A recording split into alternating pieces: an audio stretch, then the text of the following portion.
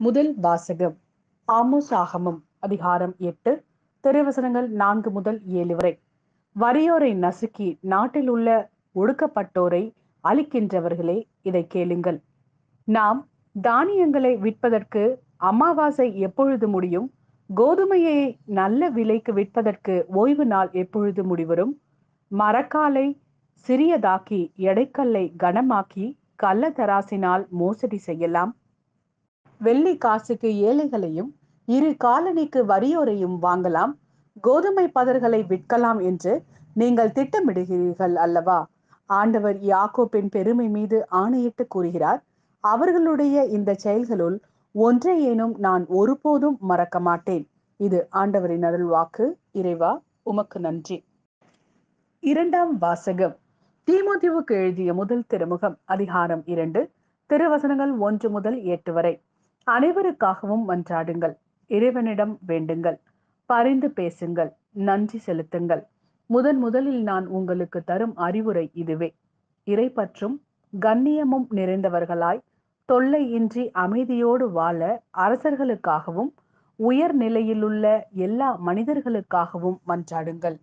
இதுவே நம் மீட்பராகிய கடவுளின் முன் சிறந்ததும் ஏற்புடையதும் ஆகும். எல்லா மனிதரும் மீட்பு பெறவும் உண்மையை அறிந்துணரவும் வேண்டுமென்று அவர் விரும்புகிறார். ஏனெனில் கடவுள் ஒருவரே, கடவுளுக்கும் மனிதருக்கும் இடையே இணைப்பாளரும் ஒருவரே, அவரே இயேசு கிறிஸ்து என்னும் மனிதர். அனைவரின் மீட்புக்காகவும் அவர் தம்மையே ஈடாக தந்தார். குறித்த காலத்தில் அதற்கு சான்று பகர்ந்தார். இதற்காகவே நான் நற்செய்தியை அறிவிப்பவனாகவும் திருத்தூதனாகவும் விசுவாசத்தையும் உண்மையையும் பிற இனத்தாருக்கு கற்பிக்கும் போதகனாகவும் ஏற்படுத்தப்பட்டேன். நான் சொல்வது உண்மையே, பொய்யல்ல. எனவே ஆண்கள் சினமும் சொற்பூசலும் இன்றி எவ்விடத்திலும் தூய உள்ளத்தோடு கைகளை உயர்த்தி இறைவேண்டல் செய்யுமாறு விரும்புகிறேன். இது ஆண்டவரின் அருள்வாக்கு. இறைவா, உமக்கு நன்றி. லூக்கா எழுதிய நற்செய்தி அதிகாரம் 16 திருவசனங்கள் 1 முதல் 13 வரை. இயேசு தம் சீடருக்கு கூறியது: செல்வர் ஒருவருக்கு வீட்டு பொறுப்பாளர் ஒருவர் இருந்தார். அவர் தம் தலைவரின் உடைமைகளை பாழாக்கியதாக அவர் மீது பழி சுமத்தப்பட்டது. தலைவர் அவரை கூப்பிட்டு, உம்மை பற்றி நான் கேள்விப்படுவது என்ன? உம் பொறுப்பில் உள்ள கணக்கை ஒப்படையும்.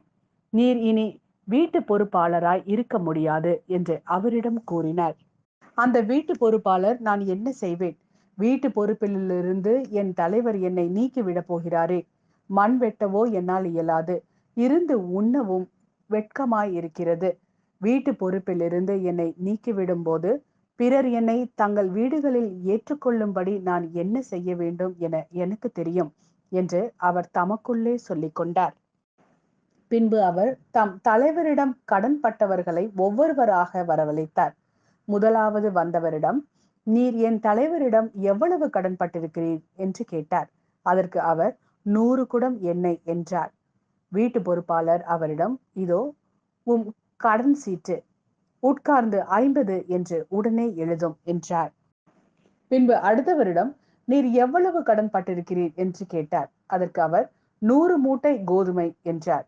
அவர், இதோ உம் கடன் சீட்டு, 80 என்று எழுதும் என்றார்.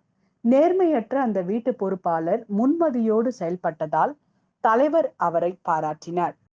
ஏனெனில் ஒளியின் மக்களை விட இவ்வுலகின் மக்கள் தங்கள் தலைமுறையினரிடத்தில் மிக்க முன்மதி உள்ளவர்களாய் நடந்து கொள்கிறார்கள். ஆகையால் நான் உங்களுக்கு சொல்கிறேன், நேர்மையற்ற செல்வத்தை கொண்டு உங்களுக்கு நண்பர்களை தேடிக் கொள்ளுங்கள். அது தீரும் பொழுது அவர்கள் உங்களை நிலையான உறைவிடங்களில் ஏற்றுக்கொள்வார்கள். மிக சிறியவற்றில் நம்ப தகுந்தவர்கள் பெரியவற்றிலும் நம்ப தகுந்தவர்களாய் இருப்பார். மிக சிறியவற்றில் நேர்மையற்றவர் பெரியவற்றிலும் நேர்மையற்றவர்களாய் இருப்பார். நேர்மையற்ற செல்வத்தை கையாளுவதில் நீங்கள் நம்பத்தக்கவர்களாய் இருந்தால் யார் உங்களை நம்பி உண்மை செல்வத்தை ஒப்படைப்பார்?